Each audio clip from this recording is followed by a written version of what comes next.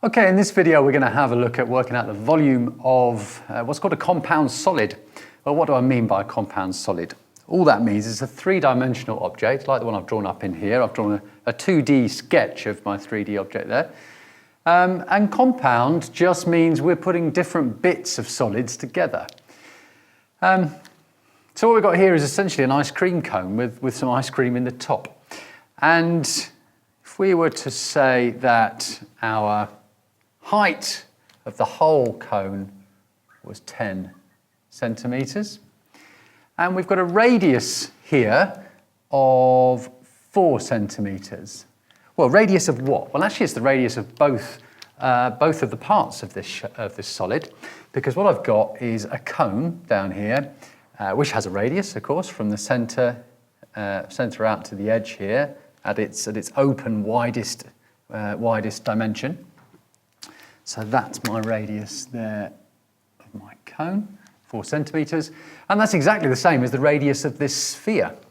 Sphere, actually it's a hemisphere, it's just half of one. So a compound solid just means we stuck two bits together and we need to break them back open, otherwise we can't work out the volume of that, because we don't have a neat formula for working out the volume of an ice cream cone with some ice cream in it. So we need to come to what we do know. I've written these up here beforehand.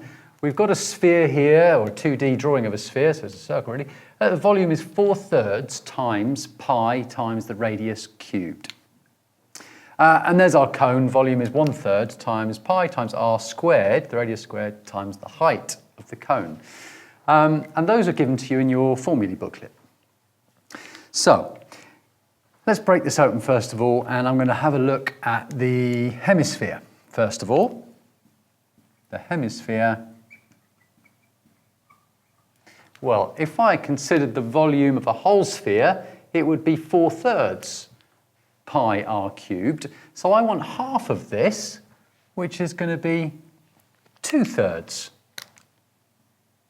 2/3 times by pi times by my radius, 4 centimetres cubed. 4 times 4 is 16, times 4 is 64.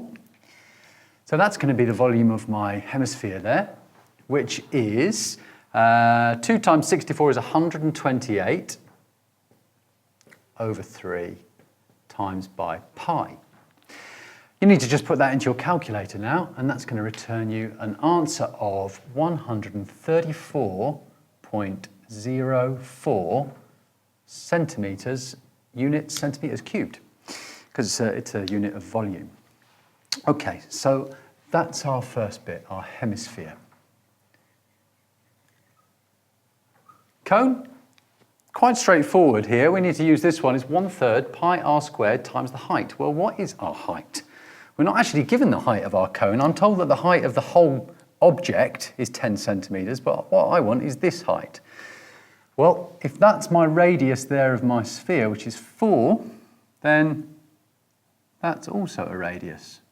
So that's also 4, which means I can write on here